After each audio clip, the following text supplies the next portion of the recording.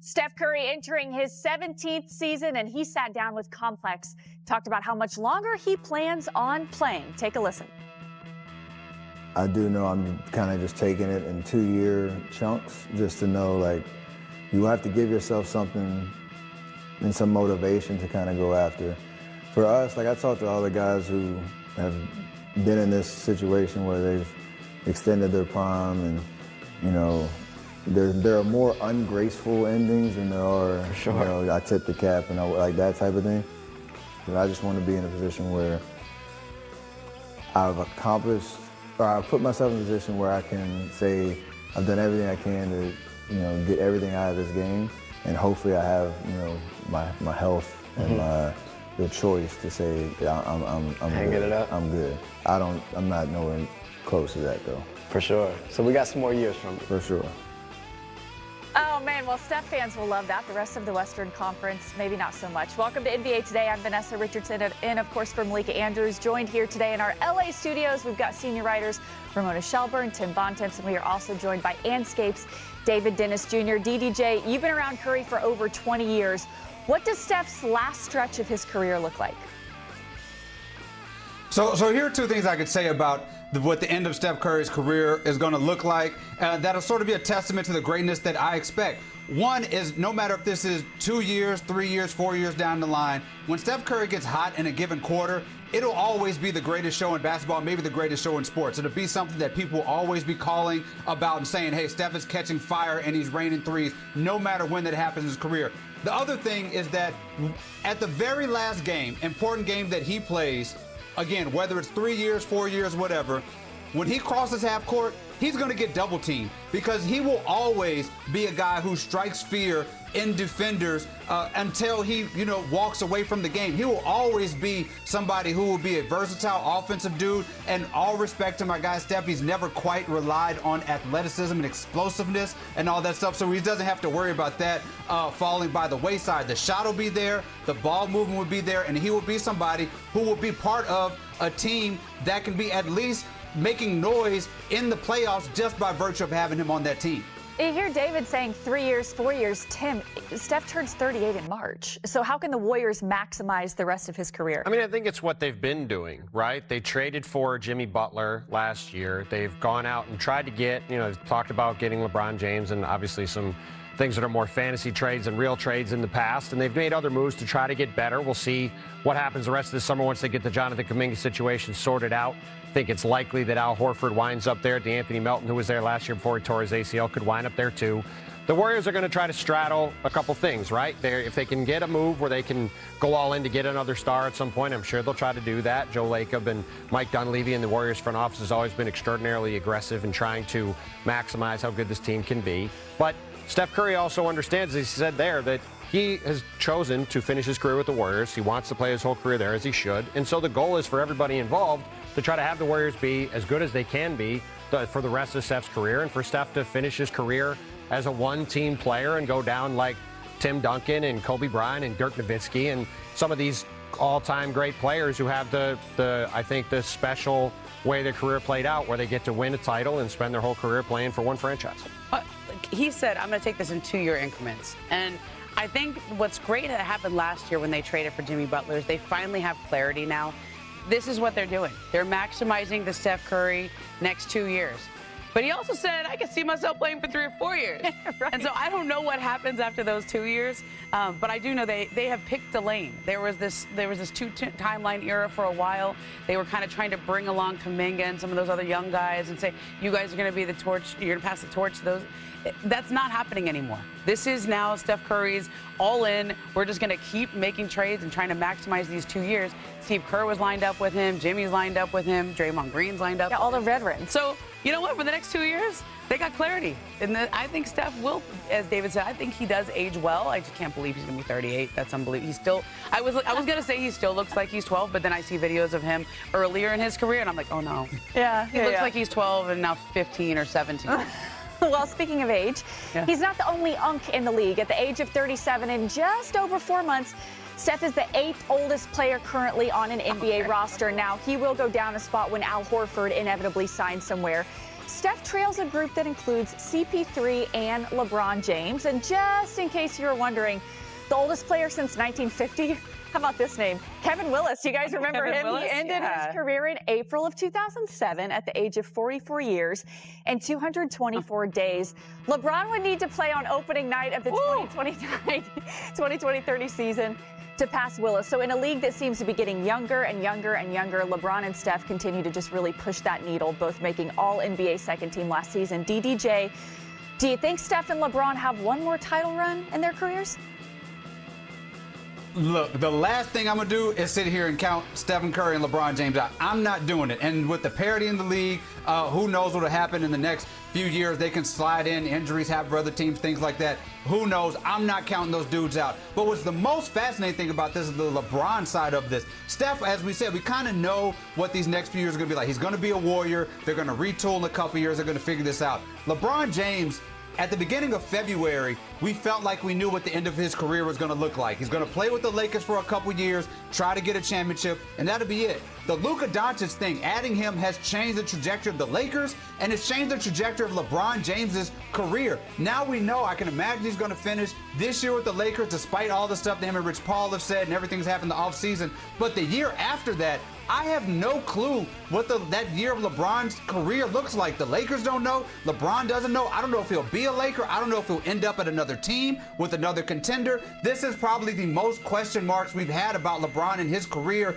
since the beginning. The guy plans out everything. Now so much is up in the air, and that leaves a possibility of a championship run, or who knows, as he closes this thing out. Yeah, I mean, obviously the LeBron James situation will be interesting to see how it plays out over the next several months and over the next years to see where he plays next season and how this season plays out, presumably his final year with the Lakers. But I think when you look at where the league is sitting right now, we had a team last year that won 68 games, won the title, had 2 players over 27 on the roster, and their oldest player was 31. And they just gave the 3 stars on their team, who are all in their mid-20s or younger, about $1 billion, it felt like, combined in long-term contracts, right? So they obviously need some health. Obviously, see the Oklahoma City Thunder raising the Larry O'Brien trophy there. They need some health and some luck to be able to continue on and be the team that ends this era of parity that we're in.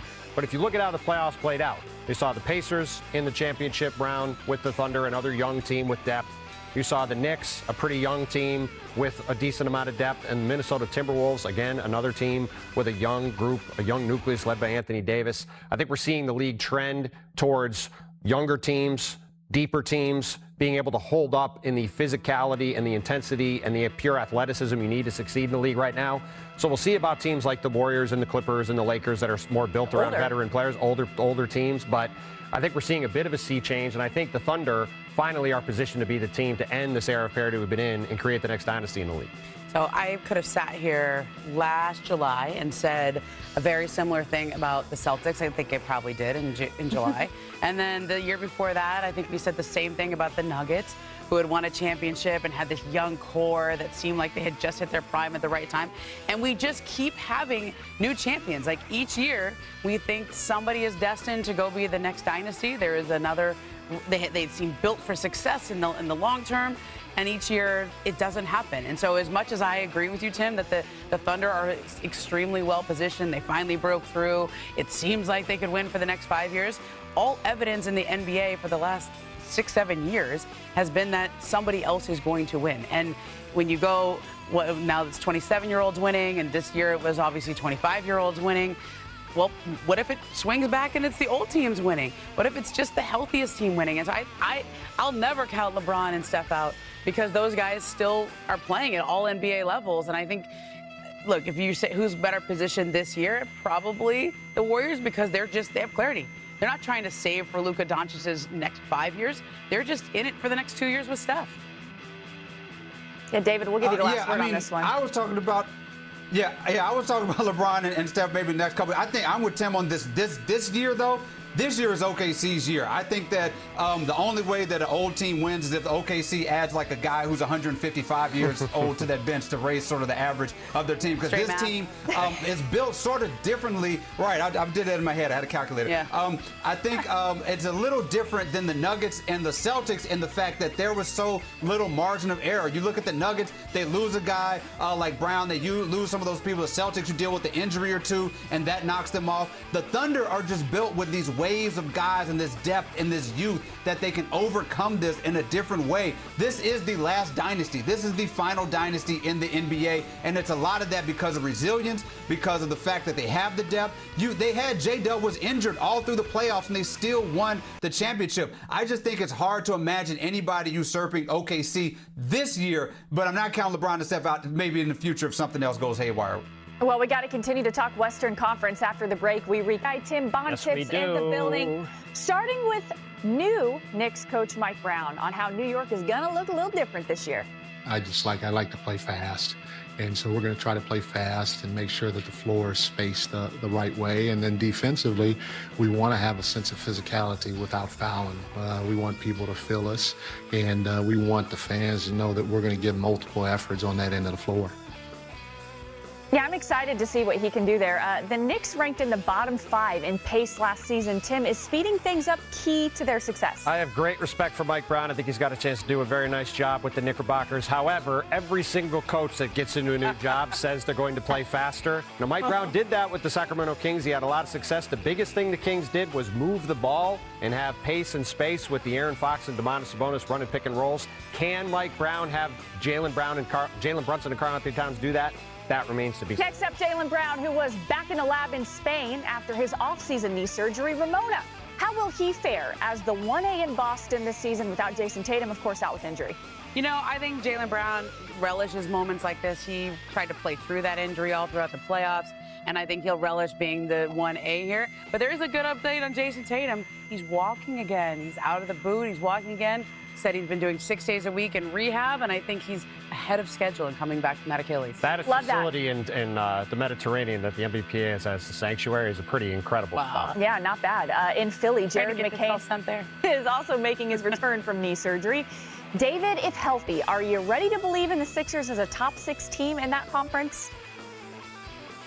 Yes, if healthy, but also, yes, that's like if I could fly or if somebody grew wings or something like that. Health is just like in the metaphysical right now. There was like a moment where I started to believe in the 76ers, and then 5 minutes later, I realized that should not be the case because I opened up and saw that Paul George is already hurt to start the season. Ooh, all right, last stop, Chicago, where Josh Giddey is still a restricted free agent despite averaging 21, 10, and 9 over his final 20 games of the year. Tim, are we going to see a deal get done? This is going to be really interesting to see, Vanessa. We have 3 restricted free agents sitting out there that are in this similar spot. Josh Giddey in Chicago, Quentin Grimes in Philadelphia, Jonathan Kuminga with the Warriors. All 3 of them have interesting negotiations because there is not cap space out there in the market, and their current teams have a lot of leverage to keep them.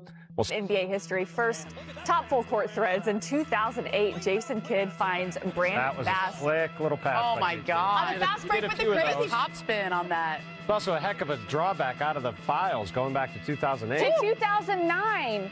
We go to the answer. Allen Iverson throwing a full court bounce pass. Oh, my God. To Rip Hamilton. I would not have guessed we'd get an AI highlight. Listen, it's July, baby. Westbrook.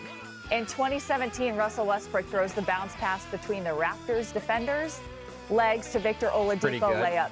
Yeah, love that. Totally on purpose. Did it on purpose, for sure. All right, next top look. No eyes. In 2014, Manu Ginobili with the no-look pass over his head to Danny See more Green. Ginobili highlights on this show. You guys more creative than that guy. This guy's one of them, though. Yep. Oh, no. Yeah, this guy is one of them. 2022, not that long ago. Luka with the no-look needle pass to Christian Wood. Tim McMahon's favorite player, Christian Wood. And in 2025, Nikola Jokic throws a no-look pass to Aaron Gordon. That is my favorite pass of all time. Yep. Of all time? You've covered a lot of basketball. I know, but it's just ridiculous. It's just a completely ridiculous. I go back to Magic Johnson days, so that's really good, though. Magic was really good. Lastly, top special delivery in 2008. Kobe Bryant drives and throws the wraparound pass to Ronnie Turioff. Tim, you and I were laughing before the show. Good job, Ronnie, being ready for that. Brandon Bass and Ronnie Turioff in the same highlight is incredible work by the producers. I was in junior high school. Hey, how about 2017? Polish Hammer. Yeah. It's the crossover. There you go. Gortat. John Wall and Marcin Gortat had a lot of screen and rolls in their time in Washington. A lot of success. All right, that'll do it for us on ESPN. If you want more NBA today, you're going to have to flip it over to ESPN2. We will be there. Otherwise, we're going to get you out to the Little League World Series in Waco, Texas.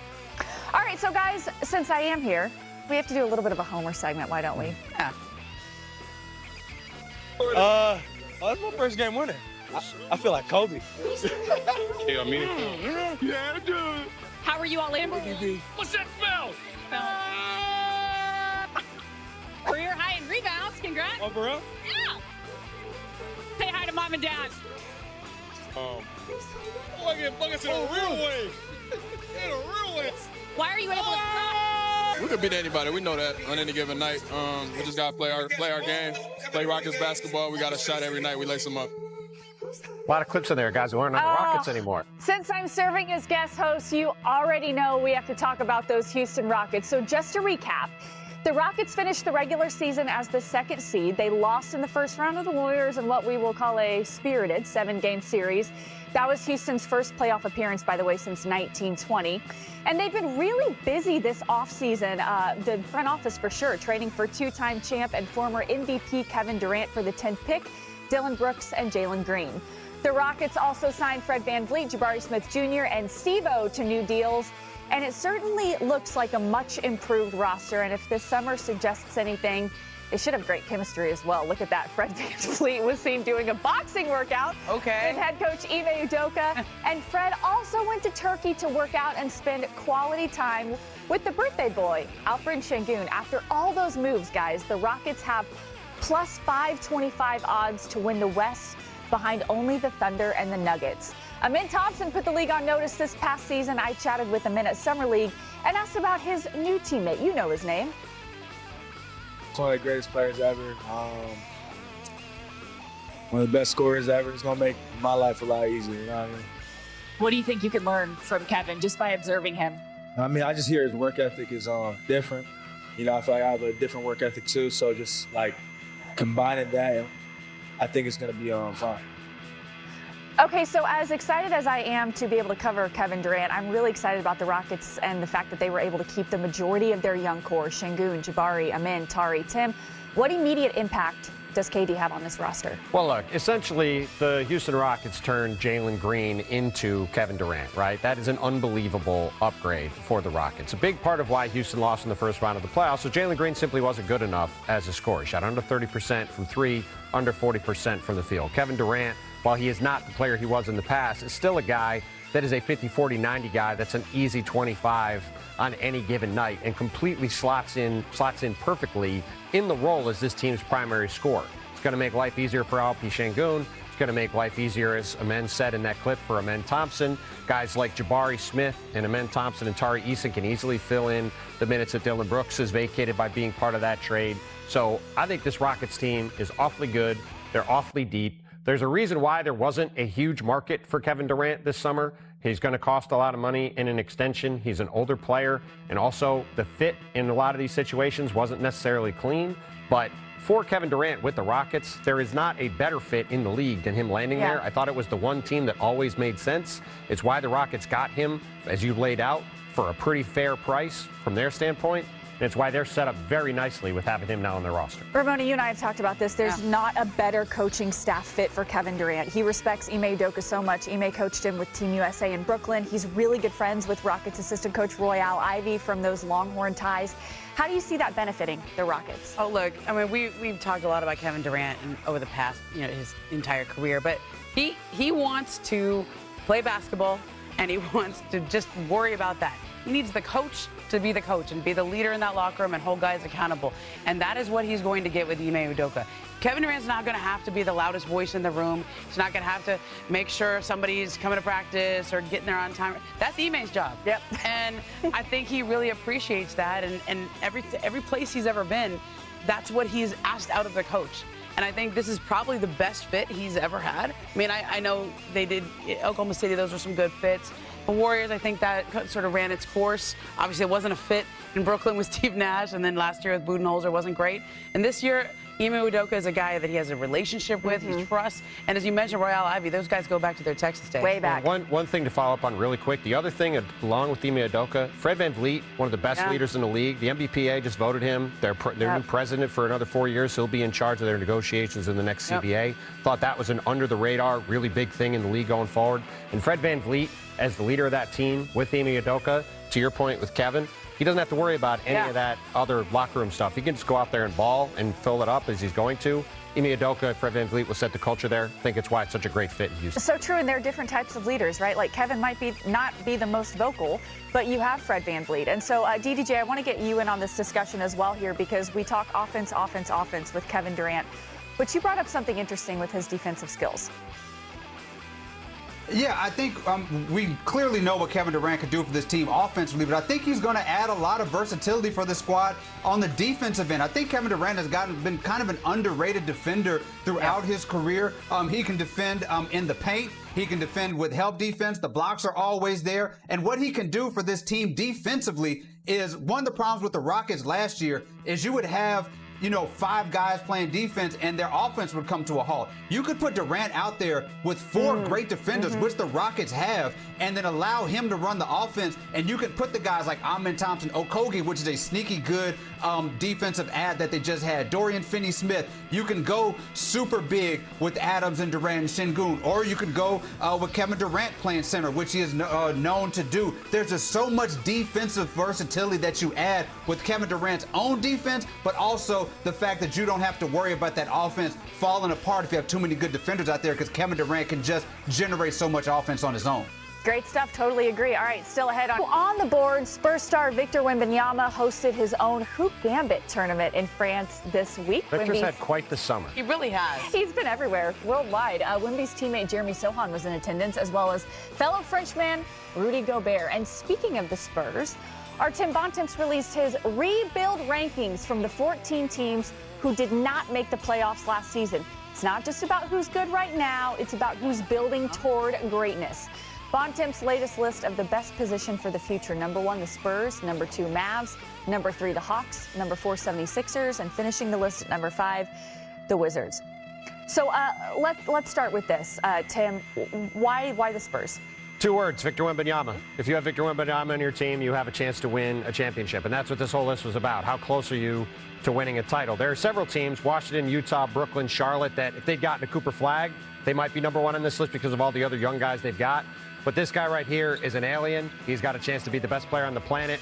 They have Stephon Castle. They have Dylan Harper. They have the ability to make other trades in the future. They just added De'Aaron Fox. This is a team that when you look at that list, if a couple things go right, we could be talking about them going toe-to-toe with the Oklahoma City Thunder over the next few years. Victor Wembanyama's got a chance to be the best player in the league. That is why they're at the top of that list. Okay, so we've spent the last few weeks asking all the big questions of the offseason. Who's the team to beat? Which stars are on the move? What's next for some of the league's biggest names? But DDJ, you are done guessing. You're ready to deliver 3 NBA guarantees heading into the season. The floor is yours, my friend. Yeah, I've always wanted to do this. These are things I guarantee. Can I even do that? Anyway, So the number 1 thing that I'm guaranteeing here is that Victor Wembanyama, piggybacking off what Tim Bontemps said, he is going to be Defensive Player of the Year. Lock it in. He was close to Defensive Player of the Year before he went out. Would have won that last year. 3.8 blocks and a steal at only 2 fouls per game. This dude, you are good luck scoring on him at any point. Playing a full season, you can lock him in as Defensive Player of the Year for sure. Next, going to the Eastern Conference. We have our Eastern Conference Finals matchup locked and loaded. Cleveland Cavaliers, New York Knicks. It's happening. I don't care about the wild cards. Yes, the Atlanta Hawks look good. Yes, the Magic look good. But Cavs Knicks are primed with what's going on in the East. No Celtics, no Pacers. Giannis not being a factor probably. It's going to be up to the Knicks and the Cavs. One of these teams are going to make the finals, and the other one is going to be left wondering if they got to make some real big moves. Finally, we're going where we started. OKC, the Thunder, number 1 seed in the West. Lock it down. They are on an island right now. Not only are they going to be the number 1 seed, they're going to get 60-plus wins, and I think they're going to do it pretty easily. They're going to be, they got a lot of health on their side right now. Chet Holmgren looks healthy. J-Dub got that surgery. This team is better than they were last year. What's scary is that last year was the worst version of this team. Everybody's getting better. Chet's getting better. J-Dub's getting better. SGA is going to try to win another MVP. It is the OKC and everybody else in the league right now. Oh, those are some bold guarantees. Tim and Ramona, let's get your thoughts on DDJ's guarantees. Ramona? I mean, I think that award for defensive player that you'd be named after Victor when he's all said and done. So that's not a long limb that you went on that one. The other ones, I agree with you. Probably that's going to be the Cavs and the Knicks, but there's a few teams that could make some noise, and I'm not writing Giannis or the Bucks off at all. I think in terms of guarantees, like, I still like the guy in Denver. You could say he's going to average a triple-double. I'm just going to say he's going to lead the league in assists next year. He was second last year. Trae Young was the leader in assists. And I think he's right there. He does it in his sleep, guys. He does it in his and True. I think Denver got a lot better this offseason. He's got even more guys to pass to that are going to put the ball away for him. And I think that's something he hasn't done. Let's see him do it here. As far as David's go, totally with him on Thunder, totally with him on Victor winning Defensive Player of the Year. He might win the next 5 in a row. The one I'm curious about is the Knicks and the Cavs in the conference finals in the East. We thought last year, all season, it was going to be the Cavs and the Celtics. Yep. Neither one of them made it to the conference finals. I am curious to see if both of those teams can get there. They certainly go into the season having all the expectations, as David correctly said, that they should get there. My prediction for going into next season, my guarantee for now, Miami Heat going over 37.5. I think it's the best number on the board. The Heat won 37 games last year, and they were 14-28 in clutch time games. They played the 5th most games, clutch time games last season. They were 28th in winning percentage. That almost always evens out. They add to normal. See if Josh Giddey and the Bulls can get some kind of a deal done. All right, well, time flies. It's been exactly 1 month since the NBA draft, and the guy that went #1 had all eyes on him in the Vegas Summer League. Cooper Flagg was relatively inefficient from the floor in Game 1, but exploded his next game out, tying that Summer League record for most points by a #1 pick. Our Marty Smith went to Flagg's hometown to find out more about the main man. You know the player. Cooper Flagg! You know the posters. A duck of a lifetime! The accolades. A new ACC freshman record. But let me introduce you to the village that raised Cooper Flagg. I went to the furthest reaches of the Northeast to find out how a kid from rural Maine became the main attraction in the NBA draft.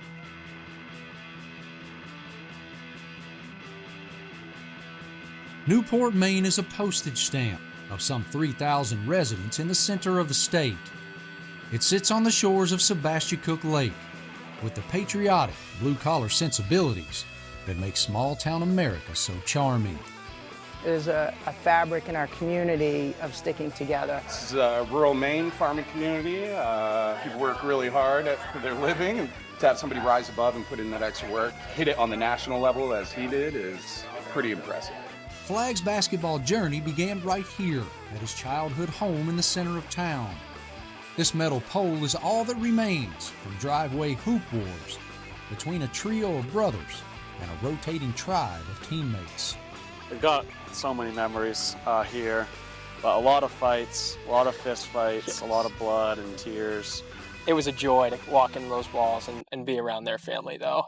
I have such great memories having sleepovers here and playing basketball here and growing up with them. The boys told me about a local entrepreneur I had to meet. Bob Bird, owner of Bear's One Stop Gas Station. So, Bob, Yes. you play horse against the high school kids around here? Yeah, I play against most anybody. What happens if they beat you? They get a free tank of gas. What happened when you played Cooper Flagg? He got a free tank of gas. Flagg played just 1 year in this gym at Nokomis Regional High School, delivering the only boys basketball state title in school history. When did you guys know that Cooper was different? In middle school, never seen anything like it. We didn't have a game within 30 points, and he'd have 25, 10, and 10 every night. I think the highest compliment I can give to any player is you're a great teammate, and Cooper's a great teammate. Why are you emotional about that right now? That group was very special. You know, we talked about being a family, and sometimes that's a cliche, but that group really was that close. We really were a family. Everyone I met agrees. Flagg is the biggest thing that ever happened here. He's just really good, and I really want to be like him someday. while he went on to stardom at prep school in Florida, superstardom at Duke, Cooper Flag, the most popular export from Maine since lobster. and now stands on the doorstep of Mainer history. It means a lot to me, coming from a small town. I'm being able to represent a state in the basketball space, kind of put it on the map. Rest assured, Cooper's flag, sun or snow, is forever planted right here in Newport.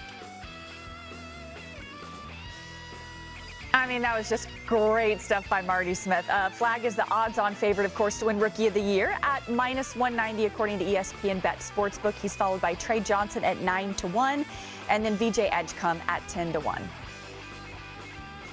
It's time for Who's the Hooper?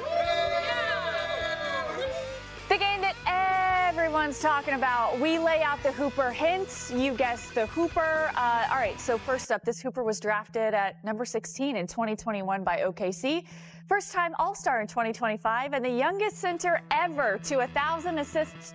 Who is the Hooper? I'm not guessing. Ooh! Wow, I thought I was going to see if people knew the answer, but that was quick. Producers I know. just I was told like, us. okay, should we go? Alperen Şengün. Okay, let's do it. It's his birthday today. Oh, there you go. It's his birthday. Happy birthday, Al. Norman Powell this summer. They have a full season of Andrew Wiggins. They have a full season without the drama of the Jimmy Butler situation. I expect Miami in a weak Eastern Conference to be pushing to win games. We'll be at or over 500 and well over the 37.5 number. DDJ? I'm just thinking about, I don't know what I'm going to